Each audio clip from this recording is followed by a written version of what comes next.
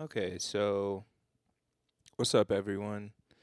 I just wanted to throw my 2 cents in about Backrooms. I saw it last night, and I wasn't as satisfied as I hoped I would be. And I wanna preface this first by saying I remember when I first heard the news that that Kane Parsons was gonna be making this film, and I was blown away. I was genuinely like so. I mean, he's just so young, and like coming from YouTube, I feel like it's like a crazy step forward. There's just a lot of like seniority and people who have been in the film industry for years and years and years, um, that are typically making the big budget movies, and even with studios like A24 and Neon, those kind of things. I mean, like you look at somebody like a um, even like an Ari Aster or uh shit, what's his fucking name? The Baker guy. Sean Baker. Like you look at these guys and like, yeah, I think specifically like Sean Baker, I know he didn't come from like a traditional like, film, went to school and all that kind of stuff. Like it was very much like um kind of gritty indie filmmaking. I mean, I know he made the film with the iPhone and that kind of thing, but you look at somebody like an Ari Aster, and I mean, Ari Aster went to AFI. Ari Aster went to like AFI. He broke in like late 20s. It was a lot more like traditional. So I think seeing a lot of these like YouTubers like no traditional training, and I think that as a filmmaker, as somebody that wants to make films himself, is super inspiring, And so just from that, I was like, I mean, obviously there's like a part of me it's like, God damn, nigga, like I want that to be me type shit. But I mean, I was like really happy to see this, and yeah, I thought that aspect of it was great, and I think it was hyped up a lot. I think there was a lot of hype going behind this movie, and I was hoping it would deliver. Obviously, we recently got Obsession. I thought Obsession was a perfect film. I thought I genuinely thought it was flawless. I thought the performances were phenomenal. This was a YouTuber, and it made me go back and like watch some of Curry Barker's older movies, and kind of see what where this whole thing started. Um, so I went in with high expectations for Backrooms, and god damn it, I wasn't not as satisfied as I would have liked to have been. Um, and I've been seeing the reception online, and it just made me want to throw my 2 cents in, because I feel like a lot of the like glazing, for lack of a better word, is, I don't want to say it's like completely unfounded, but I'm like, dog, did we watch the same fucking movie, bro? To start with, I feel like, A, for the people saying that Kane Parsons didn't direct this, that's just not fucking true. Um, I don't know. I haven't watched um, too many of the like backroom short films, but I think like some of the emotional beats and the thematic elements feel like they're coming from a younger person that whose primary thing has not been the storytelling aspect of a film, and that was something that I could appreciate. And I gotta apologize. I'm only bringing Obsession up because that seems to be the conversation. I was just watching a video from Beyond the Trailer talking about like the new Barbenheimer. This is the new Barbenheimer. This is the new Barbenheimer. This is the Barbenheimer for um, uh, the indie circuit. I guess you could say. So I'm gonna probably be bringing that up a lot over the course of talking about this movie. But yeah, I feel like some of the emotion feels a bit shallow in the characters, and that's not to say that the the thematic elements Kane is touching on aren't real or like grounded in some sort of reality. It just feels a lot more metaphorical, a lot more like esoteric, and a lot less human than I personally would want. It doesn't feel like Kane Parsons is taking something that he feels or something from life that has impacted him and making it fit into this metaphor of the Backrooms. It just feels like there's this emotional disconnect. It doesn't feel like I like when I can see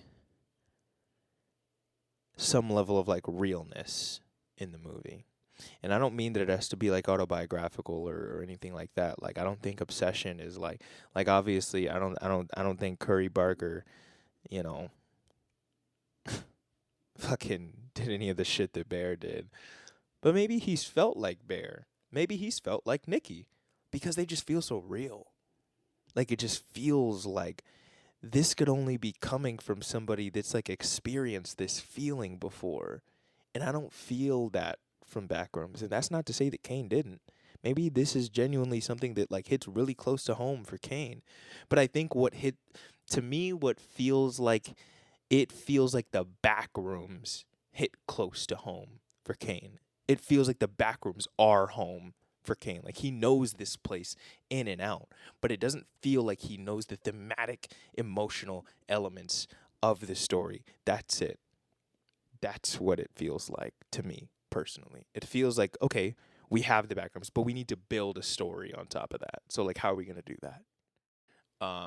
Like I think a lot of the movie is like metaphor, you know.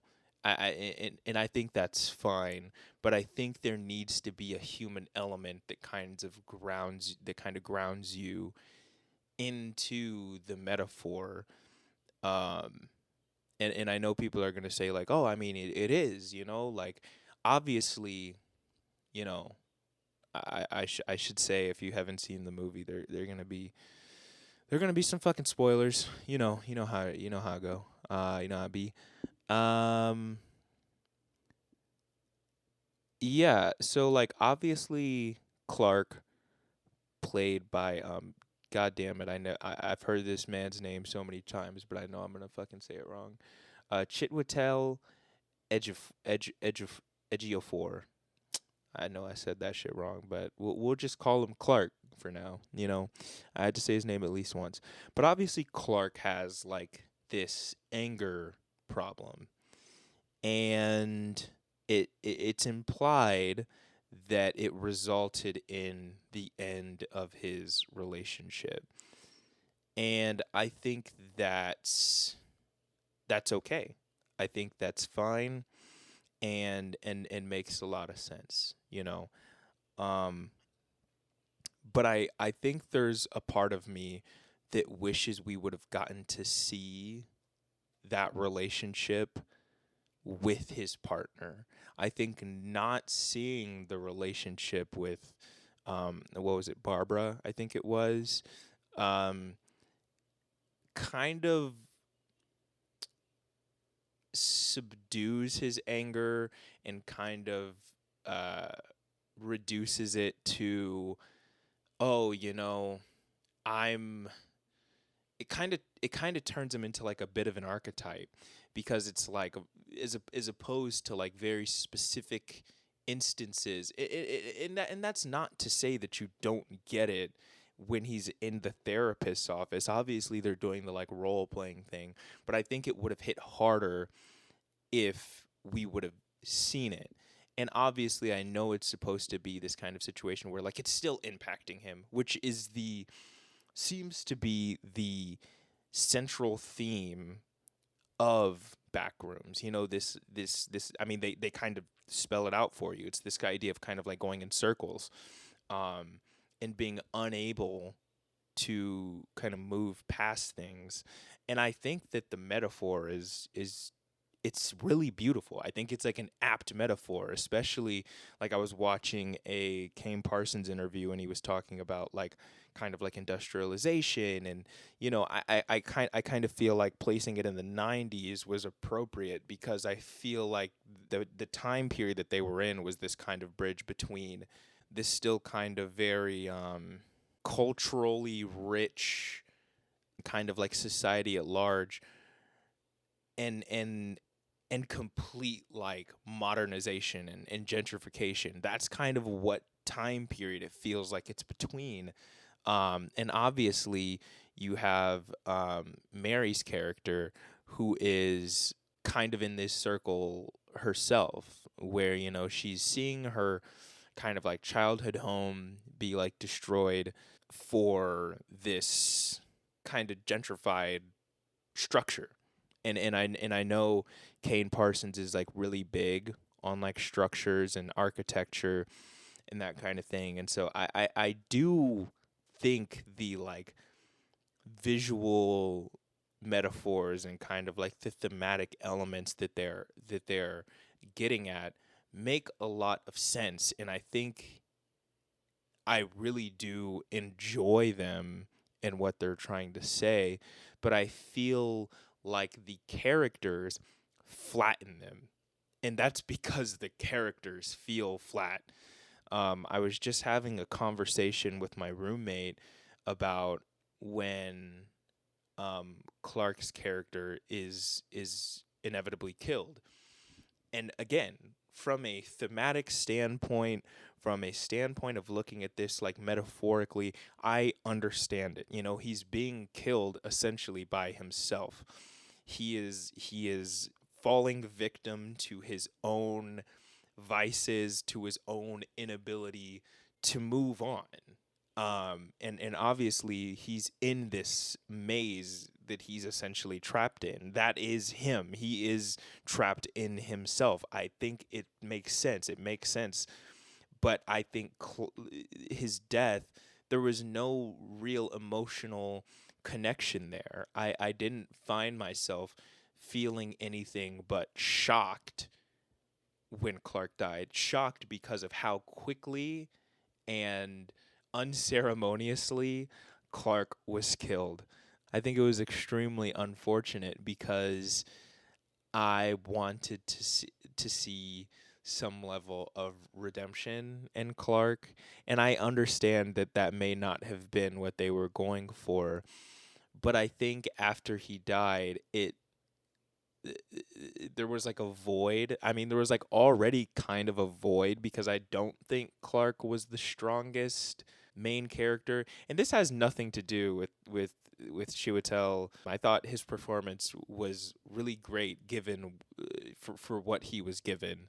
I thought a lot of these scenes where there was this like build up to like the anger felt very natural, and it didn't feel like he was just kind of like exploding out of nowhere, because I think that would have that would have been horrible. But no, I thought his performance was great, but I felt like the writing of his character was really shallow and left me wanting more. I wish I got to know a bit more about him on like a personal level. And I think the same thing with Mary. I think ultimately there was a void throughout the movie. The void came from the fact that the characters didn't feel like fleshed out. But I had kind of this like thing to hold on to with Clark. It's not great.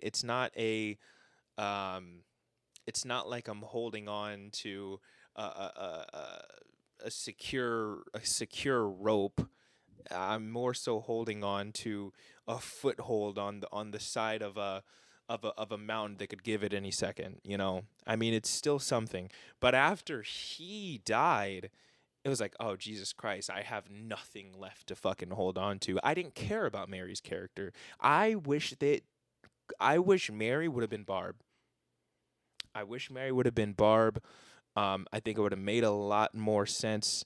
Um, and it would have made the movie more emotional. I think it would have had like an emotional center. But I found myself asking in a theater. I mean, for those of you that have like a therapist, I'm assuming this isn't like a fucking childhood therapist. Like, and maybe in that situation I'd understand this a bit more. But would your therapist like go to this length for you? Um, Maybe they would, and I'm just like you know, I'm just not giving therapists enough props. But um, I do kind of think that the therapist would most likely just maybe give you a call, maybe leave you a voicemail if they really thought that you were a danger to yourself. Maybe they call to have like the like a psych ward check or whatever they call it. Get you 5150 or whatever. But I think the fact that she like went into this kind of alternate universe to like save this guy, the fact that she even, I mean, maybe she does check on him again, I'm not 100% sure. It just felt a little strange because their relationship didn't seem to be that close. um and that's why I kind of wish it would have been Barbara or Barb, because that's kind of implied with a husband wife relationship. But also we could have like seen a lot more. We could have seen what, you know obviously there was this like one incident, in which Clark is talking about, oh, I came home late, and I'm sorry I kept you up, that whole thing that he goes into in terms of his wife. But I think it would have hit a bit more to see to see their relationship and their dynamic. We don't need to keep jumping back to this one instance that resulted in like the end of their relationship, because we get to see their interaction. And I think that would like build these characters up a bit more. I will say, however, visually, I thought the movie was fantastic. I thought the Backrooms looked phenomenal. I think the how quickly the entire mood and tone of a room can like shift was really, um, I think it was really interesting. And also I thought the um, the score was great. Um, I think it was like really fitting. Um, and then the one specific scene that I wanted to highlight for me that was the most unsettling was the scene in the room with the Christmas tree. Jesus, that that scene was genuinely really unsettling. I'm like getting chills talking about it right now. Um, yeah, I thought that was crazy, and I thought the like creatures in the back rooms were really, really unsettling. And obviously, end up finding out that these are like actual people, like actual humans, because like the back rooms like remembers you or like whatever. I thought that the design for them was really, really good. Really unsettling. The scene at the dinner was really, really unsettling, even if even if it wasn't earned. Um, like Clark's heel turn was a crazy mystery to me.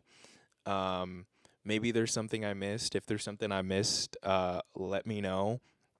But when I was there in the theater watching it, I was like, Well, that felt a little fast. He went from being like mentally ill, depressed, mentally ill, to being like the literal Joker, like literally like fucking killing joke, not killing joke, death of the family, fucking Joker. Like that was the vibe that it gave me when they were all sitting in like the dinner table. Um like, you got the whole like Bat family standing around type shit. That's what it gave me. I'm like, bro is literally the Joker. Um and then he dies. And I was like, what the fuck? Yeah, so I mean, I guess there's no redemption for bro. There's no redemption for buddy. Even like the best scenes have this have this overarching problem of like a lack of character, a lack of character motivation. What the fuck did Clark want? You know what I mean? Like obviously I'm assuming maybe he wants to like fix his relationship, and it's weird. Why the fuck are you even going to therapy? Nobody's holding you to that, Like, I don't know. Even if we just gotten some like call from Barb, like, oh, like, I can't keep being with you like this, Clark. I can't stay with you like this. You need to get some help, and until you prove that you're doing better, I'm not gonna come with you. Something, because like I'm gonna be honest. I've met Clarks. I've seen Clarks in real life. Them niggas ain't going to therapy, bro.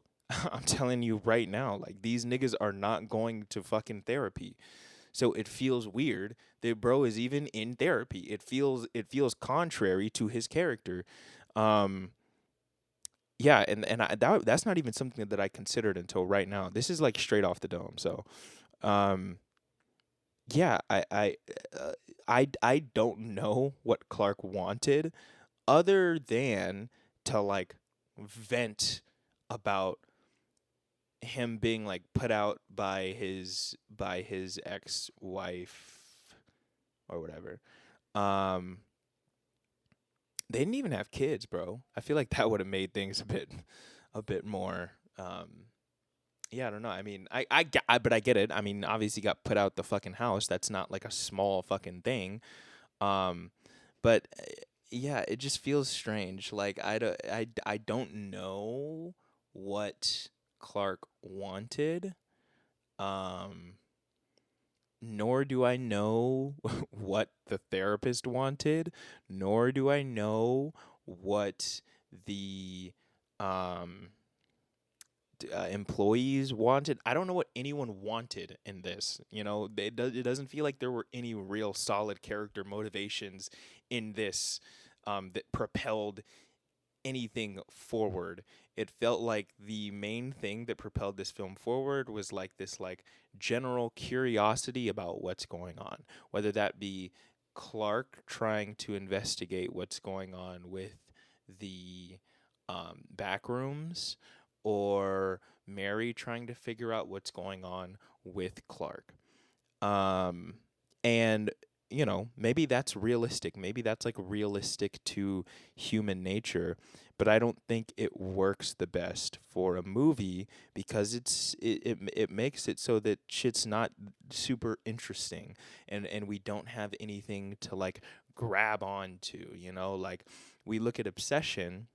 We know what Bear wants. We know exactly what Bear fucking wants. And really, that's all you need. You don't really need, or I guess at least in that movie, I'll say, you don't really need anything else. I guess we knew what Sarah wanted. Um, and I guess through inferencing, we can kind of assume what Ian wants. Um, but Ian's motivations are a little strange, but um I don't necessarily think it's important because he's not really a super important character. I think the main people that we need to know what they want are Bear, which we know, the real Nikki, and Psycho Nikki, which we know, and Sarah, and we know what they want, and it creates this amazing drama and character um interaction that without that movie would have felt like a fucking wasteland. It would have felt like a house with no furniture. And maybe that was intentional for Backrooms, you know? Maybe it's like these characters are just as empty in the rooms that they're walking through. Maybe I don't get it, you know? And I do genuinely feel that way. I'm seeing all of these different people talk talking so highly of the movie, and I'm like, is there something that I'm missing? And I don't want to know any of. I'm not talking about lore. I'm not talking about understanding the backrooms. I'm actually glad that they left it open ended. When the scientist niggas came in, I was really really concerned that we were about to get a total explanation of the backrooms. I'm really glad we didn't. I'm really glad we didn't get an explanation of the back rooms. That would have been the worst case scenario. The movie would have been even worse than it already is. The movie's not horrible, you know. The movie's not horrible. Maybe I'd watch it again just to see if like maybe on second viewing I like get more out of it. But my gut is kind of telling me I wouldn't. Um, so I don't know. Maybe when it comes on like streaming services or something. But overall, I'd give this movie like a solid 5. Anthony Fantano style, I'll give it a strong 4 to a light 5. It's not terrible.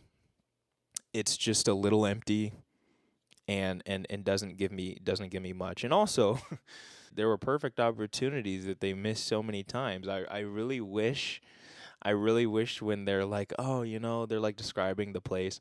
They're like, oh man, like it's some sort of it's like it's this place. It's like some sort of a back room. That would have been fucking great. I would have loved that. But let me go know what you guys think. I've yapped about this for quite some time. Yeah, so let me know what you guys think. Let me know if there's something that I overlooked, because like I feel like I did. I feel like I overlooked some shit. I feel like I'm not understanding.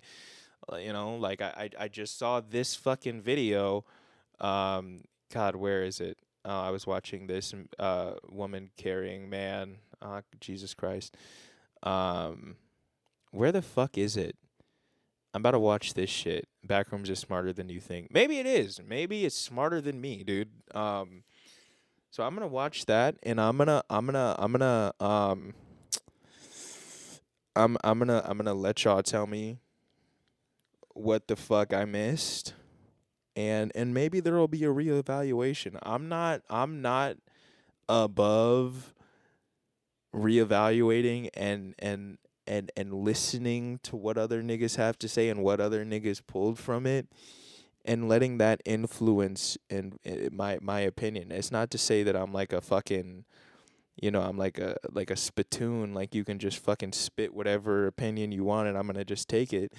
But I definitely am not going to fucking play this game where I just fucking, I'm going to die on this fucking hill because I'm not going to shit. Nah, bro. Like, if genuinely new shit, if I find out some genuine new shit, not lore, not like, oh, this is what the ending meant, like, nah. I mean, like, story, I mean, plot, I mean, character. Like, if there's some revelation that I figure out, maybe after watching this video, maybe after reading some fucking comment, then I'll concede, bro. I don't want to hate this movie. I don't want. This isn't the Mandalorian and fucking Grogu. Like, I want to like this movie. You know, that'd be ideal. I like seeing good movies. I like telling niggas about good movies. So if I figure out a reason that makes sense to me for why it's good, then I'll come back and I'll let y'all niggas know. But until then, 5. All right. Peace out.